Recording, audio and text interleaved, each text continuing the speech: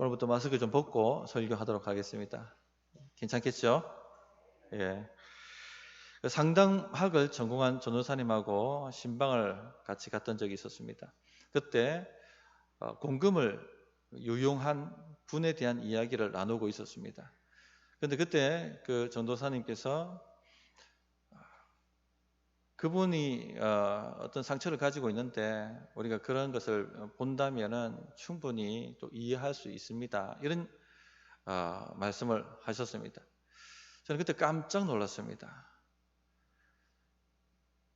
그것은 심리학의 문제가 아니라 제 문제였습니다. 그런데 그 심리학의 문제로 보고 있었다는 것이죠. 교회는 제 문제로 볼 수 있어야 됩니다. 우리 삶에 일어나는 모든 문제는 그 원인을 따지고 들어가면 제 문제입니다. 그런데 세상은 그렇게 보지 않죠. 세상은 기술의 문제, 심리학의 문제로 봅니다. 죄에 대해서 그렇게 생각하지 않습니다. 그런데 교회마저 그런 생각이 들어와 있다는 것이죠. 교회 안에서도 우리 삶에 일어나는 문제를 기술의 문제 혹은 심리학의 문제로 본다는 겁니다. 상처가 있어서 그렇지. 상처 있으면 다 그렇게 할 수 있습니까? 상처 있으면 공금을 유용할 수 있습니까? 그럴 수는 없는 거지 않습니까? 제 문제로 보지 않는다는 것이죠. 그래서 이 교회의 위기를 진단할 때도 기술의 문제, 심리학의 문제, 프로그램의 문제로 보는 경향이 많습니다. 어디에도 제 문제를 깊이 따지고 들어가는 경우가 별로 없어요. 그런데 결국 교회의 문제가 뭡니까? 죄의 문제입니다. 우리가 고백하는 신앙과 삶이 불일치하다는 거잖아요. 하나님의 말씀대로 인식은 하는데 실천이 따라가지 않는다는 것이죠. 그렇기 때문에 세상으로부터 손가락질 당하고 신뢰를 받지 못하고 하나님의 능력이 역사하지 못하니까 복음도 능력 있게 증거되지 못하고 그렇게 되는 것이 바로 교회의 문제고 교회의 위기고 또 성도의 위기라고 볼 수가 있습니다.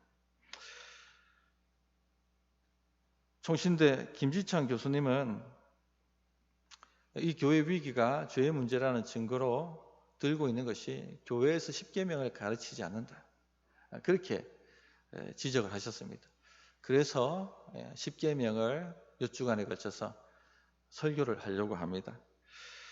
많은 분들이 하나님의 계명을 오해합니다. 하나님 계명하면 머리부터 딱 싸매고 힘들어하죠. 왜 우리 삶을 억압하려고 하느냐? 왜 우리 삶을 얽매이게 만들려고 하느냐? 왜 우리 안에서 기쁨을 가져가려고 하느냐? 이렇게 이야기를 합니다. 그러나 하나님의 계명은 절대 그런 것이 아닙니다. 하나님의 계명은 우리를 자유롭게 만들고 참 행복과 기쁨을 가져다 주기 위해서 하나님이 주시는 사랑의 계명인 것이죠.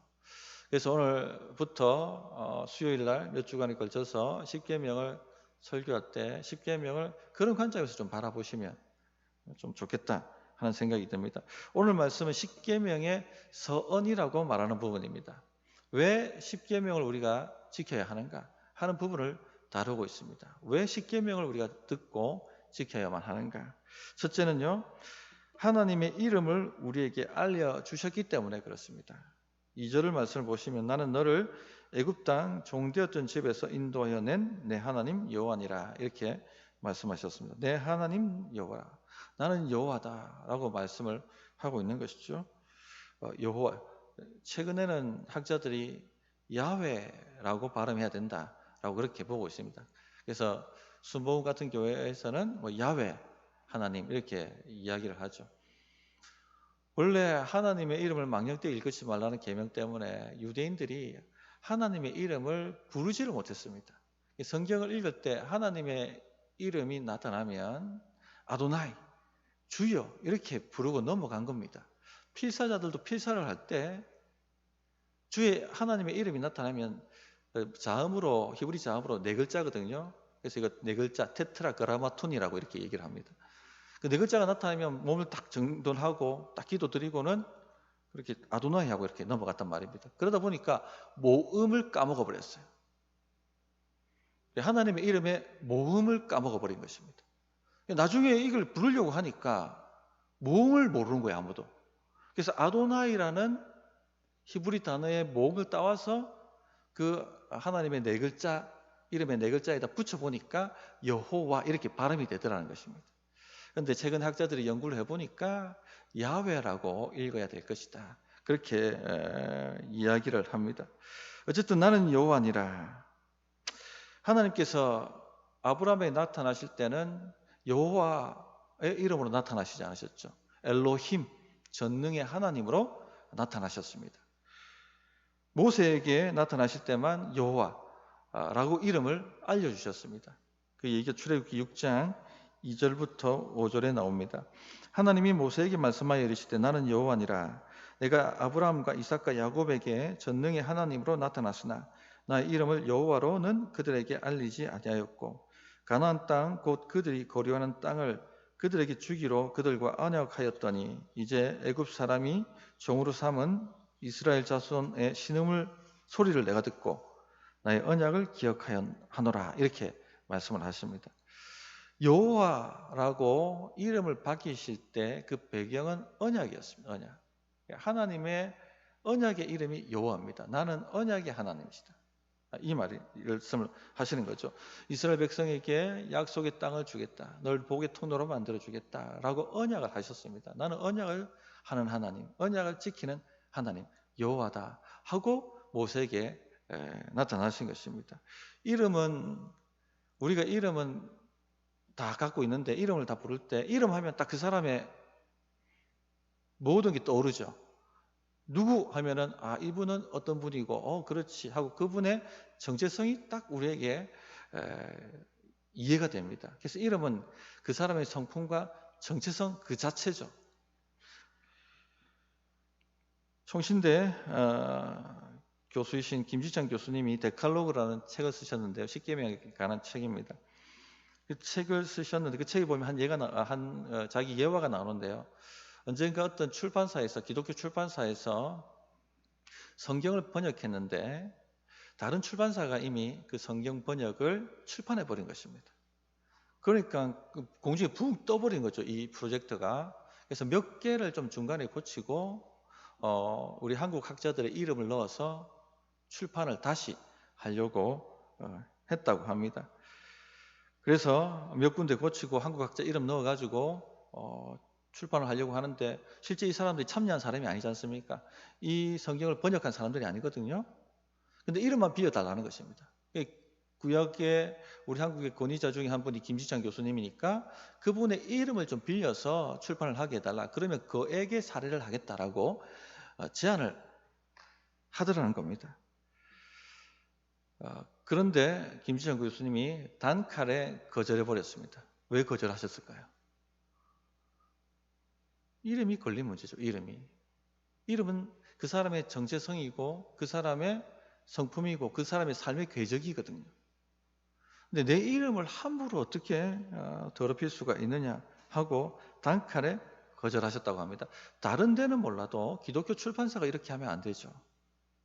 그렇게 말씀을 하시면서 단칼에 거절하셨다고 합니다.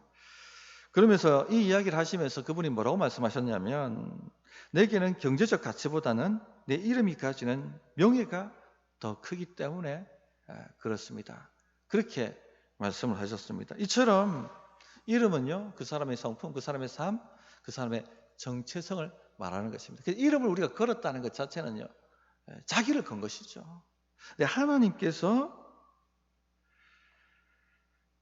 이름을 우리에게 거셨다는 것입니다. 나는 여호와니라. 그러니까 하나님이 자기 이름을 여호와라고 나타내셨다는 것은 나는 언약의 하나님이라는 하나님의 성품과 정체성을 나타내신 것입니다.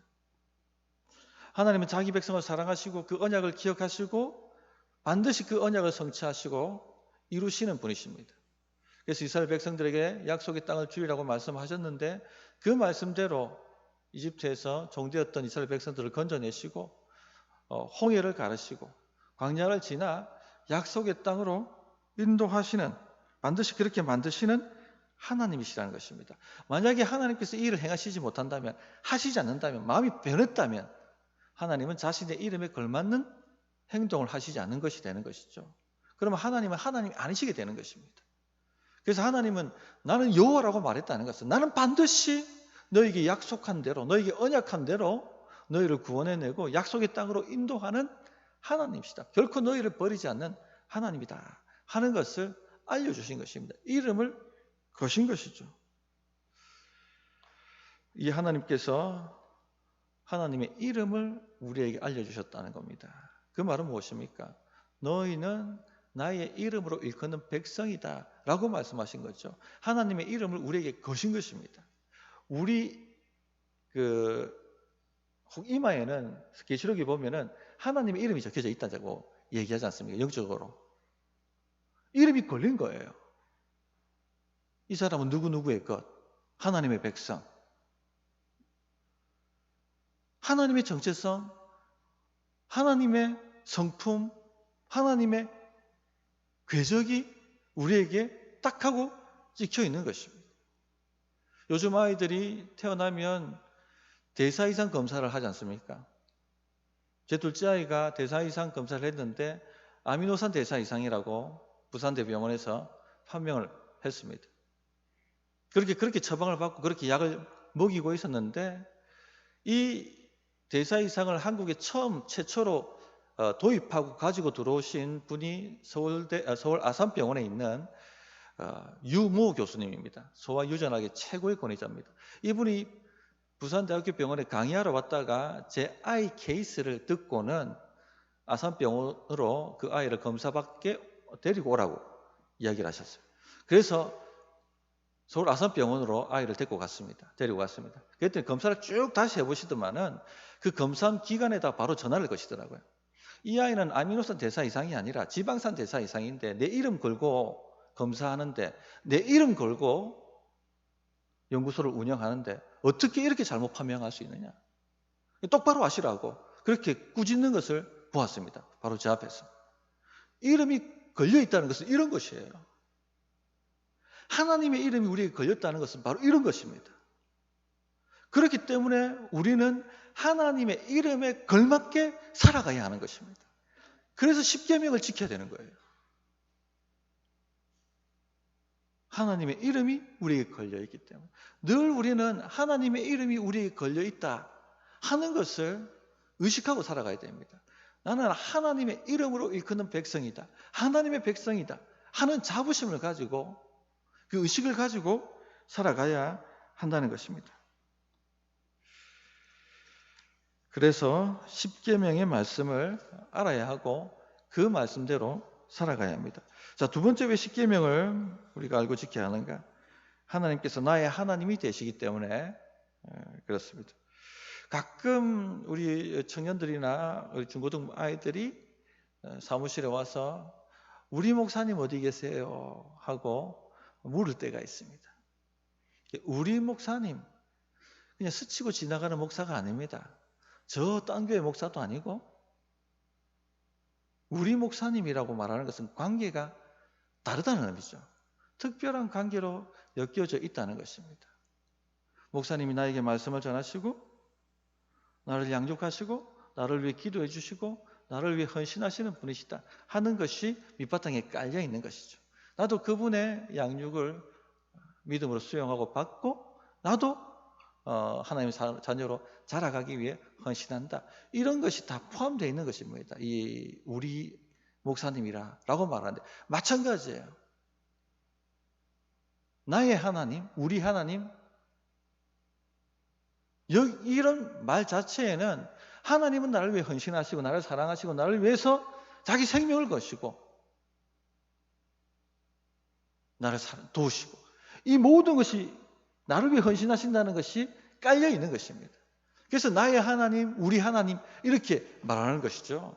그런 관계가 없다면 나의 하나님, 우리 하나님 이렇게 말할 수가 없는 겁니다. 2절 다시 한번 보시면 나는 너를 애굽 땅 종되었던 집에서 인도하여 내었다라고 말씀하고 있죠. 하나님은 애굽에서 종살이하던 이스라엘 백성들을 위해서 헌신하셨습니다. 그 언약을 기억해내셔서 바로에게 하나님의 백성, 나의 백성을 내어놓으라고 말씀하셨습니다. 저항하는 바로를 10가지 재앙을 통해서 굴복시키시고 그리고 홍해, 가로막고 있는 홍해도 하나님의 콧김으로 길을 만드시고 마른 땅 지나듯이 이스라엘 백성들을 건져내셨습니다.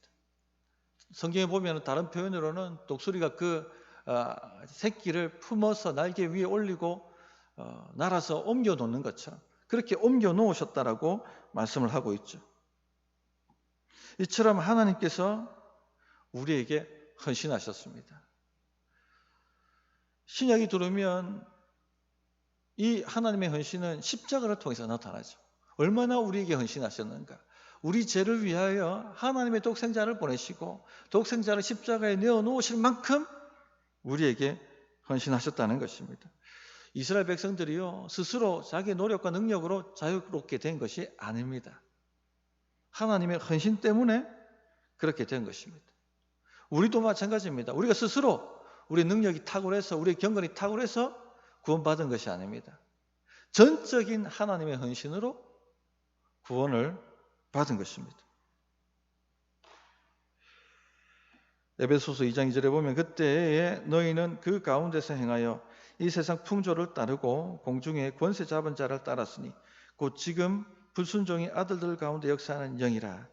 이렇게 말씀하셨습니다. 우리는 마귀에게 사로잡혀 있었습니다. 본질상 진노의 자녀였습니다. 그대로 살면 마귀의 종로로 탈 수밖에 없고 마귀한테 빼앗기는 인생을 살 수밖에 없고 결국은 지옥 구덩이에 들어가 하나님의 진노를 영원토록 받을 수밖에 없는 그런 운명이었습니다. 그러나 하나님께서 우리에게 헌신하셔서 우리 그 지옥 구덩이에서 건져내 주시고 새 이름을 주시고 하나님의 자녀로 삼아 주셨습니다. 이런 관계가 우리에게 들어가 있다는 것입니다. 그래서 나의 주님, 나의 하나님이라고 말하게 되는 겁니다. 그러니까 하나님께서 우리를 건지셨다는 자체가 이미 뗄래야 뗄 수 없는 관계가 되어버린 것입니다. 나의 하나님이 되신 것입니다. 그러니까 어떻게 하나님의 말씀을 가볍게 여길 수가 있겠습니까? 가볍게 여길 수가 없는 것이죠. 나에게 헌신하신 분에게 어떻게 내가 그 헌신하시는 말씀을 가볍게 여길 수가 있겠습니까? 그렇기 때문에 하나님의 말씀을 귀담아 들어야 되고 특히 십계명을 통해서 하나님을 경배하고 예배해야 한다는 것입니다. 하나님이 나의 하나님이 되셨기 때문에 우리가 그 십계명의 말씀을 이해해야 하고 알아야 하고 지켜가야 한다 하는 것을 다시 한번 명심해야 되겠습니다. 자, 그렇다면 우리가 이렇게 십계명을 지켜야 되는데 이 십계명을 지키기 위해선 어떻게 해야 하는가 하는 것을 또 2절 말씀을 자세히 보시면은 알려주는 것이 있습니다. 나는 너를 애굽 땅 종되었던 집에서 인도했다. 이렇게 말씀하고 있죠. 너희가 예전에는 종이었다. 노예였다. 마귀의 종이었고 마귀의 노예였다 하는 것을 상기시키고 있습니다. 즉 옛날에 내가 어떤 존재였는가 하는 것을 잊지 말라는 것입니다. 내가 옛날에 어떤 존재였다 하는 것을 잊지 않아야지 하나님의 은혜가 나에게 은혜로 다가옵니다. 안 그러면은요 내가 잘났기 때문에 지금 이 자리에 앉아 있다라고 착각할 수 있다는 것입니다. 인간은 그렇게 된다는 것입니다. 그렇기 때문에 늘 우리의 옛 삶이 어땠는지 우리가 어떤 존재였는지 하는 것을 잊지 말아야 합니다. 탕자 위에서 보면 탕자가 비참한 자신의 삶을 깨달았을 때 하나님의 은혜, 아버지의 은혜가 생각이 나지 않습니까? 같은 원리입니다. 늘 하나님의 은혜가 우리에게 깊이 다가오고 그 은혜가 우리 마음을 감동시키게 만들기 위해서는요, 내가 어떤 존재였는가 하는 것을 잊지 말고 늘 그것을 감사하셔야 됩니다. 저는 그것을 잊지 않기 위해서 새벽에 기도할 때마다 내가 어떤 존재였는데 하나님 나에게 어떤 은혜를 베푸셨습니다 하는 것을 고백하고 그 은혜에 감사합니다는 기도를 반복합니다. 계속 이렇게 하면 목사님 식상하지 않을까요? 라고 하는데요. 아닙니다. 어쩔 때는 식상하게 그냥 형식적으로 그렇게 기도하고 넘어갈 때도 있어요. 그런데 어느 때는요, 하나님이 은혜를 부으시는데 눈물이 납니다. 은혜가 깊이 깨달아져요. 그래서 반복하시더라도 때로는 식상하게 느껴진다 할지라도요, 하십시오. 습관이 영성입니다. 늘 내가 어떤 존재였는지 하는 걸 돌아보고 하나님의 은혜가 얼마나 큰지, 하나님의 헌신이 얼마나 큰지를 깨닫게 되면 하나님의 말씀을 지키고자 하는 힘이 생겨납니다. 동기부여가 됩니다. 그렇게 하나님의 말씀을 지켜가는 우리 성도님들이 되셔야 하겠습니다. 찬양하고 기도하도록 하겠습니다.